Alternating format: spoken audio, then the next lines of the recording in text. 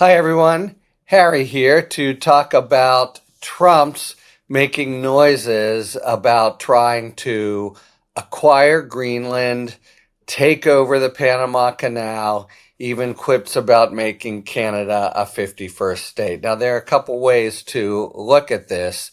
First, the entire sort of series of territorial ambitions can't be taken seriously in the sense that there's no possibility on the table that Trump will be able to force his way into the U.S.'s acquisition of Greenland or the takeover of the Panama Canal.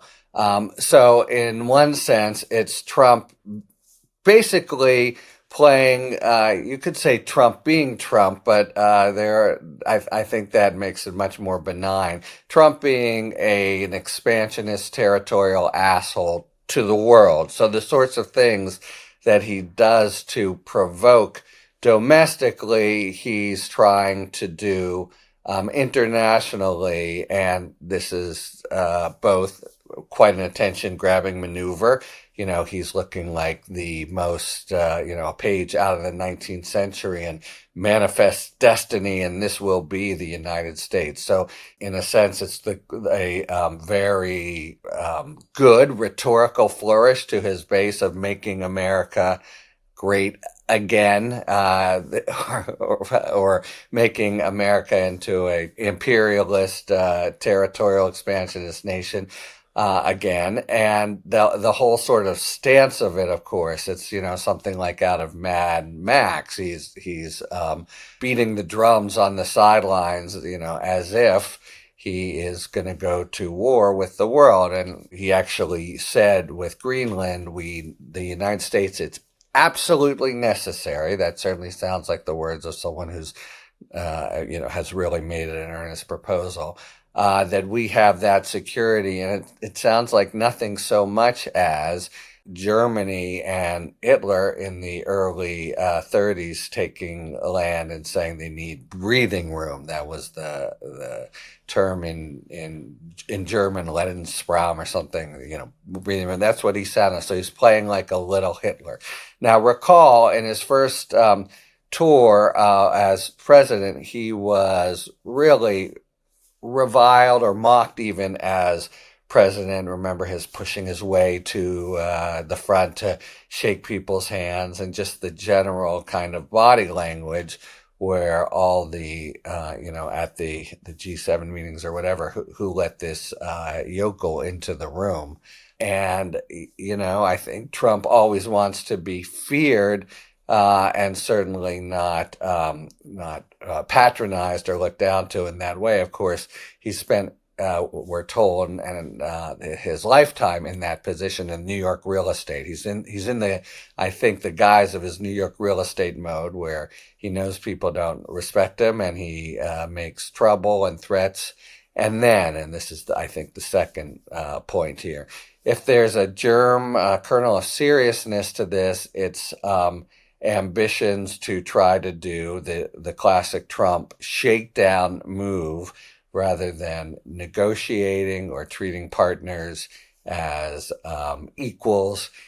He makes these, he rattles his saber, and then I think what his hope is that will make him declare victory and say, see, I never meant to do that, but look how smart I am. I've already rolled them. He wants Panama. Panama's had control of the canal for 25 years since Jimmy Carter, and it's a multi-million-dollar property and holding for them. There's no way they will part with a quarter inch of it, as they've put, and no way that they will, if they were to do it, that it would be to the United States. But Trump is saying they're charging us too much for passage there, and this is preparatory to demand to lower those fees. Now, the notion of lower them or else we'll take it over, again, not a serious thing. The world would, I think, not countenance it. We could never have such a naked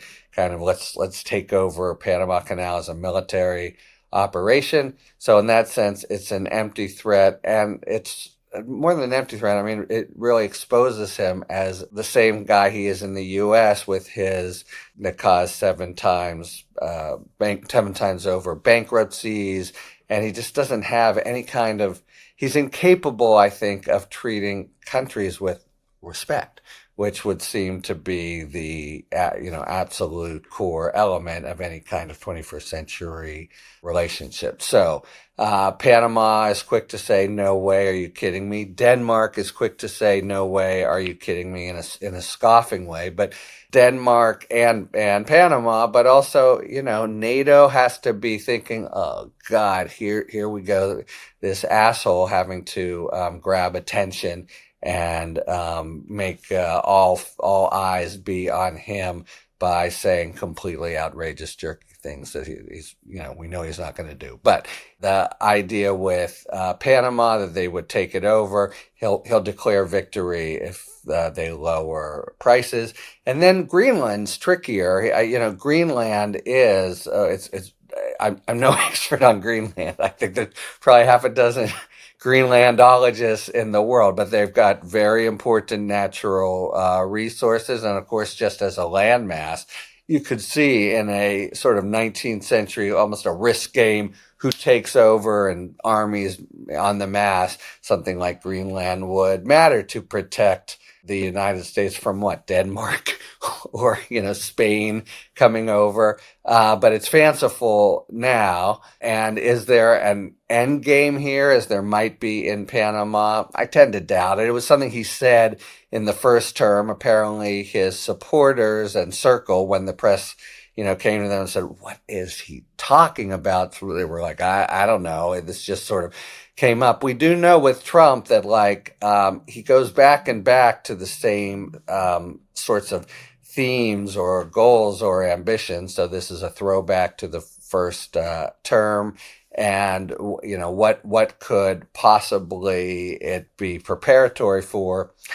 But especially the disrespect here is for Denmark and NATO, right there. The idea is, rather than, as is really necessary in a modern world, that security for the democracies be secured with joint action, joint agreement, joint assurance that everybody will have everybody's back, which makes NATO as a conglomerate maybe the equivalent of the biggest army in the world, but it would really, it's what secures its prosperity. Trump wants to somehow be the big boy in the room or the big imperialist and have everybody afraid. That, I would think, to any sophisticated internationalist in the U.S. Or out on the hawkish or dovish, it has to be, I would say, a clinic in how you don't try to approach foreign policy and international relations, especially before you've even taken office. You have people crowing about, "Oh, see, he's already shaking things up, etc." But what he seems to be doing is having taken a giant step toward alienating our most important allies, and that's, of course, back to Canada. Remember, he's proposed 25% tariffs on them. So maybe that is somehow mixed in with the quips that he's making about, "We'll make you our 51st state." He also tweeted out, by the way, the United States Canal, referring to the Panama Canal. So it's a little bit more, it seems, than just his than just bad jokes, and it somehow I think plays to a kind of Trump as art of the deal guy who's going to secure things for America and shake down people around the world. And this is like an opening gambit. If so, it's ham-handed, and it just seems completely designed to really increase friction and harm relations with some of our most important allies around the world, especially NATO. There you have it, foreign policy under Trump 2.0. Talk to you later. Thanks for tuning in. If you enjoyed this video and other Talking Feds content, please take a second to like and subscribe. Talk to you later.